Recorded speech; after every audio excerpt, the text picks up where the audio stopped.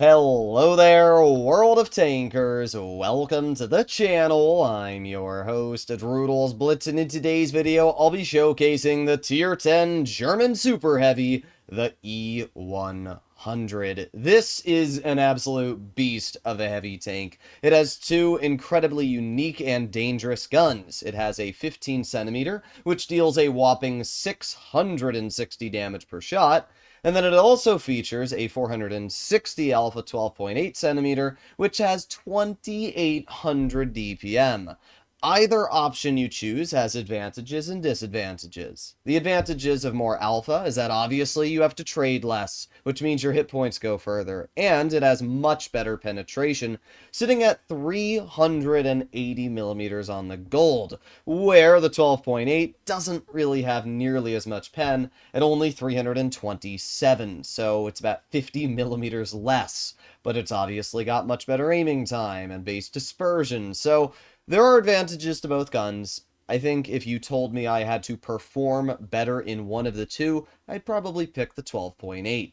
But today, we are focusing on the 15 centimeter. I played this vehicle about 20 battles, and now I have 3 games lined up for you, where you are going to see just how truly devastating this 15 centimeter is when used properly. So this first game up against us, we have a BZ75, a Kron, K91.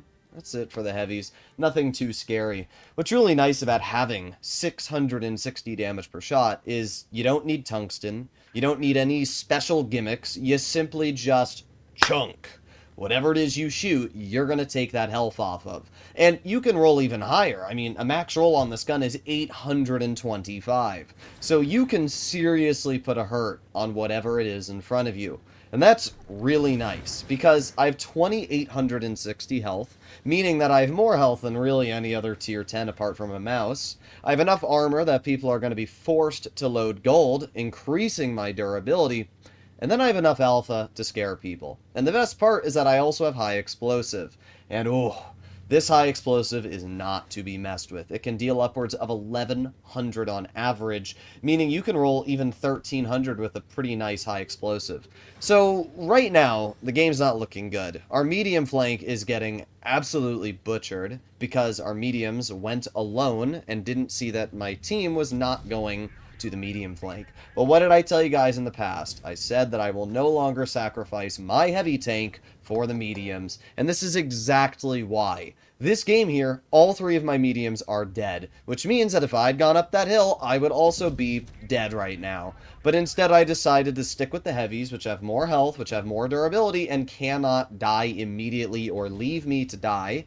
And look at that. I'm still alive, I've got full health, and we've got 1100 damage to our total, which is probably more than every medium on our team. Well, we get a nice 1066 damage high explosive into that T92E1. And as you can see in chat, I said nice trade. That 92E1 penned me with a heat shell for 613 damage. That's bogus. I just want to clarify that right now.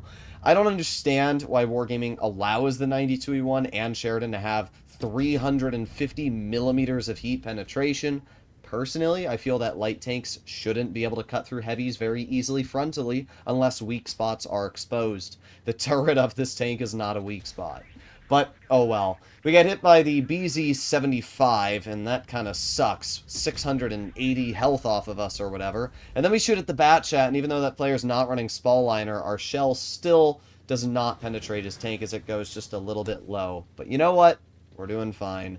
We're up to 2600, and we still have 1500 health left, which is more than enough to deal a beating. And guess what? The bat chat, well, they drive right into my trap. We clear them for 900 damage, and that brings us from 2500 to 3500.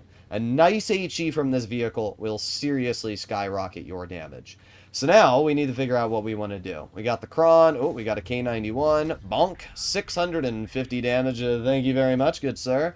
Don't need to worry about that player anymore. Okay, well, we're up to 4,200 damage now. We have the BZ75, which I was really hoping was not going to show me, or I was hoping was not going to back up, but of course he did, which is a bit of a bummer, but it's fine. I was hoping just maybe that he was going to poke, but I think we were spotted. That's fine, though. high explosive right into the track of the K91. That's another big advantage of the 15 centimeter on this vehicle, is the high explosive damage output. There are plenty of situations where I can't penetrate a vehicle, or it's low enough health that I'll just splash it and kill it, and then I don't even need to worry at all about actually aiming. Here's another great example. Let's aim it on the side of the Kron. Oh, 1,089. And he's dead. Yep, just like that, I'm up to 5,500 damage. There's only one tank left, the enemy BZ-75. Will we be able to deal any damage to this player? Well, I'm going to aim it on his tank. Aiming, aiming, aiming, and fire. Oof, that shell went perfectly where I aimed and allowed me to deal 6,150 damage, racking up 3 kills, and I would quite confidently say carrying this victory. I not only took out the Bat Chat, which was by far one of the most dangerous tanks, but just kind of did everything, and because of that, finished 3 times higher than the next on our team. All 3 of the mediums added up did 1,500 damage. It's pretty sad, but that is exactly why I don't help the mediums unless I'm forced to.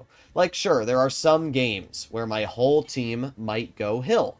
And if my team does all go hill, then I will support the medium flank just like I normally would.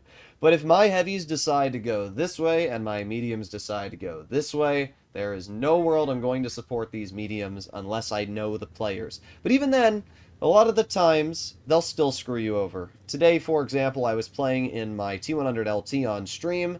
I was up against an AMX 50B that had gone towards medium flank on Desert Sands, and a Sheridan. I think it was a Sheridan. The AMX 50B, I bled a huge amount, and my teammate in the Sheridan just bailed on me. Played over aggressive, bled half their health, and then bailed on me. And the saddest part is that I brought the enemy Sheridan down to 400 health, and I killed the 50B. All that Sheridan had to do was shoot the enemy T100 once, but they bailed on me the moment they thought things were going to go south. And it sucks. Like, being stuck with other mediums, because they're fast enough to leave you, doesn't matter what tank you're in. If you get screwed, you're just left. And it's why I find myself playing in heavies a lot, because, well, heavies you don't really worry as much. I mean, look at this. 2 shots into that enemy object, 260. 1,500 damage. That is insane. Now, technically, if I was running the 12.8, I'd probably be killing this guy a lot quicker, because the 12.8 just has more DPM. And even though I am dealing these huge chunks of damage into this player, it doesn't matter. I mean, you guys can sit here and say, oh wow, he's getting high rolls all day. Doesn't make a difference. Even if I'd average rolled every single shot, I still would have been required to pen this 260 one more time.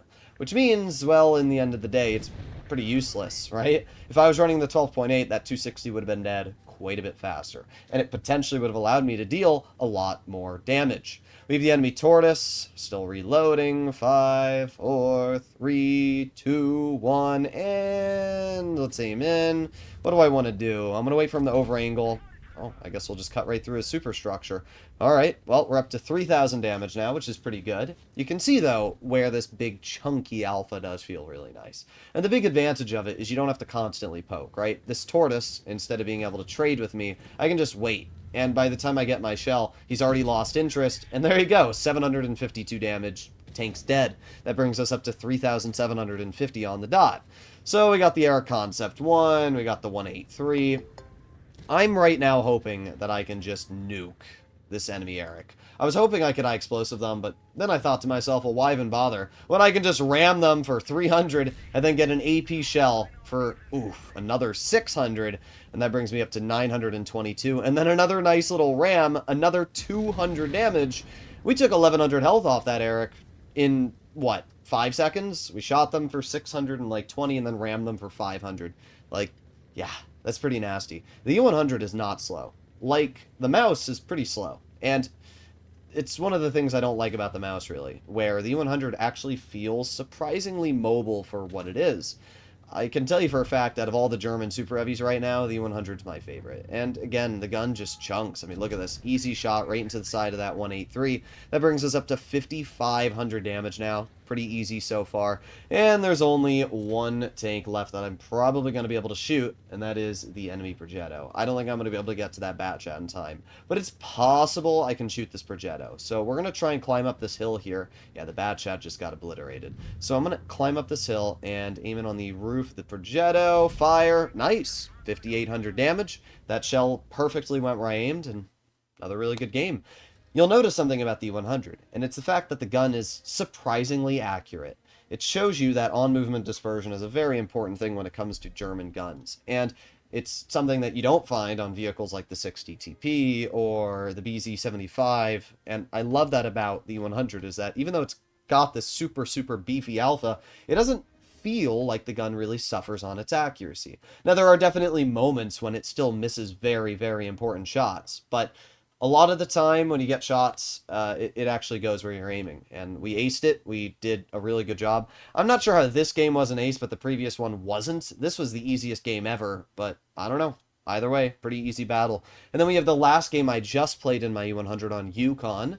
This one, we have two E100s up against us. We have an IS-7, a K91. They got a lot of heavy tanks. But the more heavies I fight, the better it is. The whole point of a super heavy is to fight other heavies. It's not to fight mediums. It's not to go up against tank destroyers. It's to fight heavy tanks. And that is what I'm ideally looking for in a vehicle like this. I want to brawl heavies.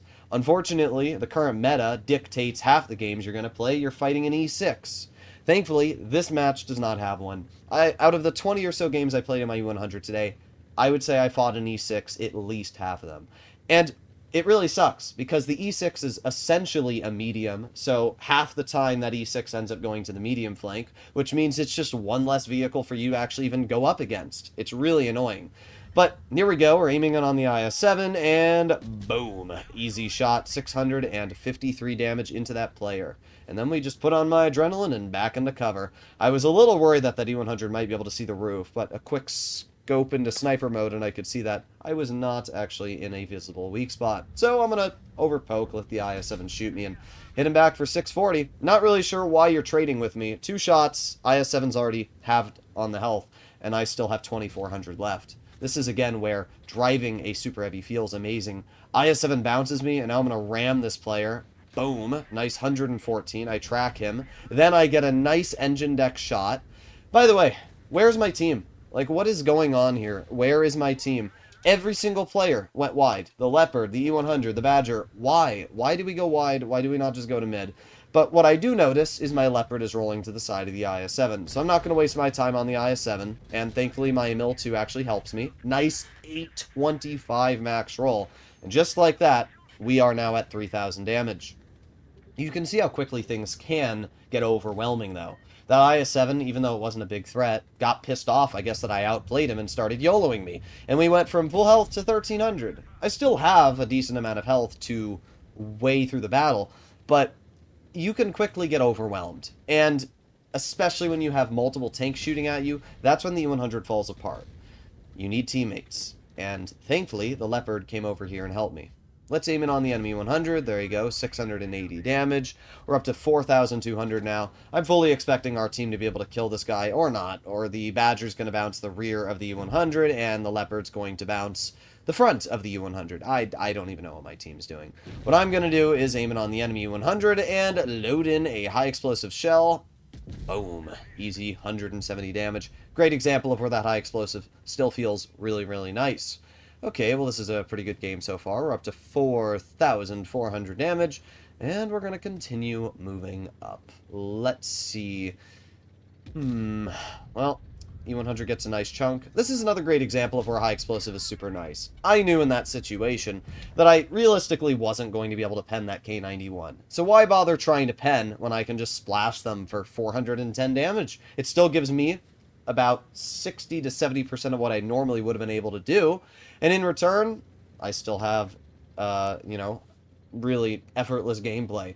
So all that's left is the enemy object 268. Our boss Chatillon is going to YOLO the 268. And for me, that's great, because it means I can load in a high explosive and, ooh, 9 684. The Bat Chat bounces the 268. I've got my adrenaline cooking. And in 7 more seconds, hopefully, we're going to be able to clear this 268 right out of the game. 268 armor is very troll, and you'll notice that it goes from an easy pen to maybe not so easy. So I just aim it on the roof to guarantee it. And there you go. Nice 468 roll, giving us 6,250 damage. 3 very solid games for the U100, and I'm glad these were played on my main account because it also gave me 2 extra aces to add to this vehicle. I've always enjoyed playing in this tank. It's fun, it deals a lot of damage, and I was able to increase my average damage a little bit. I'm almost at 1,000 games in this vehicle. Just a few more, and I'll be there. But this thing is a frickin' beast. Let me know in the comments what you guys think about the U100. Do you think this is a fun vehicle? Do you enjoy playing in it? What do you think? But I can tell you that it's a great vehicle. The whole line is great. The E75 is a beast. The Tiger 2 is a beast. The Tiger 1 is great. The VK36 is great. The whole line is fantastic. So if you haven't grounded already, this is definitely a vehicle you'll want to get. Hopefully you enjoyed the video, and I'll see you all in the next one. Bye-bye.